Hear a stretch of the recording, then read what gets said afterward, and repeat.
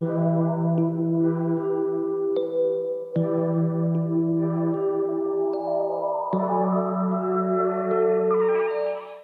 በይቅርታ ማለፍ ነው ደስ የሚያሰኘኝ። ምንችለውን በይቅርታ መተው፣ ማልችለውን ደግሞ እልፍ ማለት። ይቅርታ ህይወትን የምንቀጥልበት አንዱ መንገድ ነው። አንድን የበደለንን ሰው ወይም ቡድን ለዛ ያለንን ጥላቻ፣ መጥፎ ስሜት፣ የቁጣ ስሜት ሆን ብለህ አስበው እርግፍ አድርገህ መተው ነው። ይህም በማድረጌ ለራሴ ሰላምን አገኛለሁ፣ ጤናን አገኛለሁ፣ ህሊናዬ አይታወክም ብለሽ እርግፍ አድርገሽ ስትተይ ነው ይቅርታ የሚባለው። ከግለሰብ እስከ ሀገር ነገን የማስቀጠል የአመታት ስብራቶችን የመጠገን ጉልበት አለው። የጨለመውን ያበራል፣ ትውልድ እንዲቀጥልም ያደርጋል። ይቅርታ በመንፈሳዊ ዓለምም ቢሆን ይቅርታ ትልቅ ቦታ አለው። መጸጸት መተው ሲጨመርበት ደግሞ ለነጋችን አዳዲስ ታሪኮች እንዲጻፉም መንገድ ይጠርጋል። ይቅርታ ከብዙ አዙሪት የመውጫ በር ነው። ብቸኛው ችግሮቻችንን ምንቀብርበት፣ ምናስወግድበት፣ ምንረሳበት ወይ የምንተውበት መንገድ ይቅርታ ብቻ ነው። ይቅርታ ጤና ነው። ይቅር ማለት፣ ይቅርታ ማድረግ፣ በደልን አለመቁጠር ጤንነትን መጠበቅ ነው። ምክንያቱም ቂም መያዝ በራስ ላይ በሽታ እንደመጥራት በሽተኛ እንደመሆን ስለሚታሰብ መብላት አትችይም፣ መተኛት አትችይም፣ ደህና መሆን አትችይም። ስለዚህ ደህና ለመሆን ይቅር ማለት መተው፣ ነገሮቻችን ቀኝ እንዲሆኑ፣ ነገሮቻችን እንዲስተካከሉ ይቅርታ ለብዙ መጥፎ ነገሮች መድኃኒት ነው። መበደል ሊኖር ይችላል፣ መጎዳት ሊኖር ይችላል። ግን በደልንና ጉዳትን ይዞ በመቆየት ትርፍ ማግኘት አይቻልም። አንደኛው እሳቤ ነው። ያሳቤ ማሰብ ምንድነው የሆነውን ነገር መረዳት፣ በልኩ ማስቀመጥ፣ ሳያጋንኑም ሳያሳንሱም የሆነው ነገር ይሄ ነበር ብሎ መረዳት። ያንን ተረድቶ ሁለተኛው እንትን ስሜት ምንድነው የተሰማኝ ከዚህ ጋር የተመጣጠነ ያልተመጣጠነ ነው። ሊመጣጠን ይችላል፣ ላይመጣጠን ይችላል። ያንን መለካት። ከዛ ቀጥሎ መጨረሻ ላይ ባህሪ ነው። ስለዚህ በአእምሮዬም ይህን ከዚህ በኋላ አላስበውም፣ ማሰብ ይቀራል ያንን መጥፎ ነገር። ሁለተኛ ከዚህ በኋላ ይሄ ወደ ስሜቴ አላስገባውም፣ መጥፎ አሉታዊ ስሜት ውስጥ እንዲከተኝ አልፈልግም። ከዚህ በኋላ ይሄን እዚህ ጋር የተገናኘ ተግባርም አይኖረኝም። ተግባር ማለት በቀላ መጥፎ ነገር ማድረግ መልሶ በዛ ሰው ላይ ማለት ነው። እንዲህ አድርገው ወስነን ስትተው ይቅርታ ይባላል። አንዳንዶች ይቅርታን የነበረውን መርሳት ወይም የተሰራውን በደል ትክክል ነው ብሎ እንደመቀበል አድርገው ይወስዱታል። የለም፣ ይቅርታ ህሊናችንን ከቂም እስር ቤት የምናወጣበት መሳሪያችን ነው። ይቅርታ ለበደለን የምንወረውርለት የሽንፈት ባንዲራ ሳይሆን ለራሳችን ልብ የምንሰጠው ታላቅ የሰላም ስጦታ ነው የሚሉም ቀላል አይደሉም። ራሱን የሚወድ ሰው፣ ነገውን የሚፈልግ ሰው ይቅርታ ማድረግ አለበት። ከነህመሙ ከኖረ የሚጎዳው ራሱን ነው። ሰው ራሱን እየወጋ ራሱን እያደማ ራሴን ወዳለው ሊል አይችልም። ስለዚህ ይቅርታ ያላረገ ሰው የተዳፈነ እሳት በውስጡ አለ። አይ ለሱማ ይቅርታ አላረግም፣ ለከሌማ ይቅርታ አላረግም ብዬ ብዙ ራሴን ጎድቼ አውቃለሁ። እንቅልፍ የሌለበት ሌሊት አሳልፋለሁ። ውጤታማ ያልሆነ ስራ ሰራለሁ ይቅር ባለ ማለቴ ምክንያት። ከነዛ ጉዳቶቼ ስለተማርኩ አሁን ግን እንደዛ አላረግም። ቶሎ ብዬ ሰዎቹ ባይሉኝም እኔ ይቅርታ ለማድረግ ራሴን አዘጋጃለሁ። ለዛ ሰዎች የሚከብዳቸው ለዛ ነው የሚመስለኝ። የበደላቸውን ትልቀት ነው እንጂ የሚያስቡት በይቅርታ ውስጥ የሚያገኙትን ሰላም ስለማያስቡት ነው። የአእምሮ ሰላም ነው፣ ግን አካላዊ ጥቅምም አለ። አካላዊ ጥቅም አለ። በዚህ ከብዙ የጥናቶች ከልብ ህመም ጋር ከደም ግፊት ጋር በተለይ ደግሞ አእምሮአችን ከመወጣጠር ጋር ያንን በየደቂቃው በየሰዓቱ እያሰብነው ነው የምንሄደው። በዘቂም ስንይዝ የተሻለ ነገር ማሰብ የተሻለ ነገር መስራት የምትችይው ሰላማዊ በሆነ አእምሮ ነው። አለዛ አእምሮሽ በየደቂቃው በየሰዓቱ አንዳንድ ሰዎች ከሌ እንዲያርጉኝ የሚለውን ያንሰለሰሉ ሙሉ ቀን ወይም በየጊዜው ያስቡታል። ያ ሌላ ህይወታቸውን ሊለውጥ የሚችሉበትን አእምሮ ባልሆነ ነገር ያስዘዋል ማለት ነው። በይቅርታ ግለሰብም ዓለም ብዙ አትርፈዋል። የሀገረ ሩዋንዳ የትላንት አስከፊ የጨለማ ጊዜያት የብርሃን ወጋገን ያዩት በይቅርታ ነው። ከዛ አስከፊ ጊዜ ተሻግረው ዛሬ በአብሮነት ሀገራቸውን ማሻገር የቻሉት በይቅርታ ነው። ይቅርታ ስሜታቸውን ከህመማቸው በላይ ማድረግ የቻሉ የጀገኑ ማሳያ ነው የሚባለውም በእንዲህ አይነቱ ጊዜ ነው። ተበዳይ ያለፈውን ህመሙን በማስታወስ የህይወቱን ውብ ቀናት በከንቱ እንዳያባክን የሚያግዘው ይቅር ማለቱም አይደል? በዳይም ቢሆን ከትላንት አዙሪት እንዲወጣ የሚያግዘው ይኸው ይቅርታ ነው። በሂደት ውስጥ ግን የተማርኩት ነገር ምንድነው?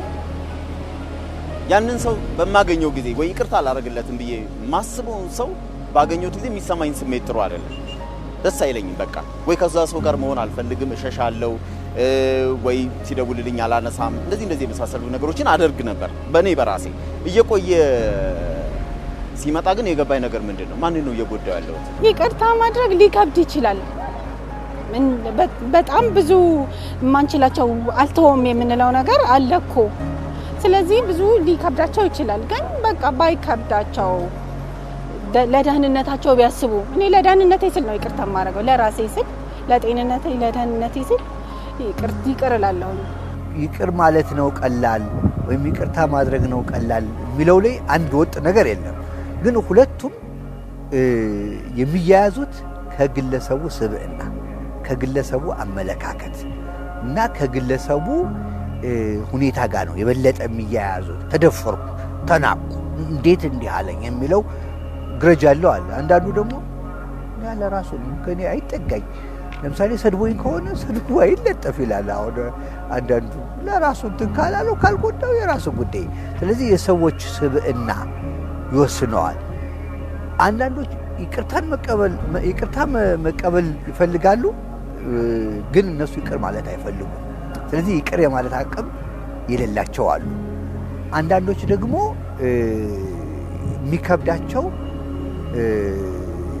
ይቅርታ መጠየቅ፣ ይቅርታ ጠየቁ ማለት ተዋረዱ እንደማለት አድርገው ሊወስዱት ይችላሉ። ስለዚህ ሁለቱም እውነት ለመናገር በተናጠል ይቅር ማለት ነው ቀላል እንዳልል፣ ይቅር ለማለት እንዲህ ተደፍሬ እንዲህ ተብዬ እንዲህ ተደርጌ በፍጹም የሚሉ ሰዎች አሉ። ስለዚህ ለነዛ ሰዎች ይቅርታ መስጠት ሊከብዳቸው ይችላል፣ ወይም ይቅርታ መጠየቅ ሊከብዳቸው ይችላል እና ይቅርታ መጠየቅም ይቅርታ መስጠትም የሚከብዳቸው አሉ፣ ቀላል የሚሆንላቸው ሰዎች አሉ እንደየሰዎቹ።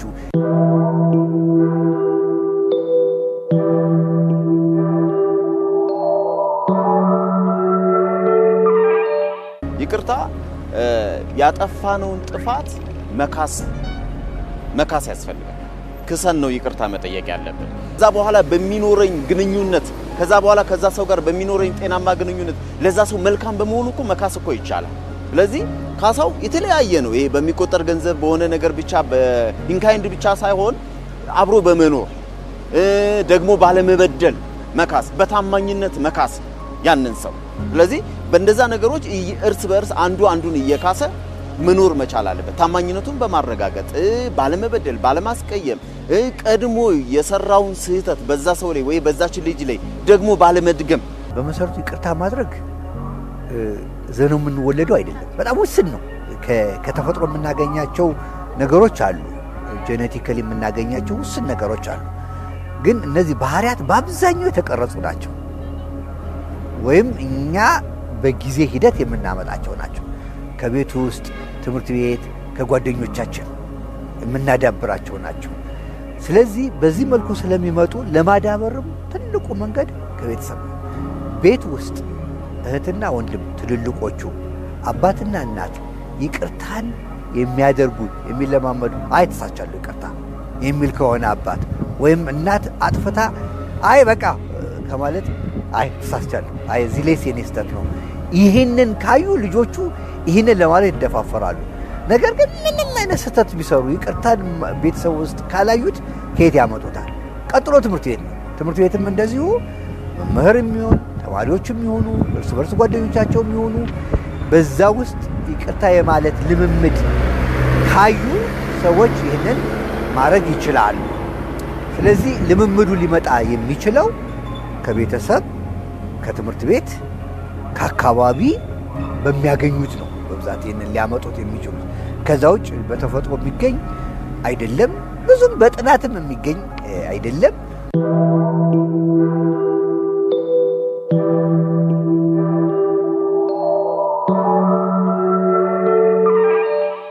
ስሜት የቁጣ ስሜት ወይም የበቀል ስሜት ከግለሰቦች ወጥቶ ከትንንሽ ቡድኖችም ወጥቶ የሆነ ማህበረሰባዊ ቅርጽ የመያዝ ነገር አምጥቷል።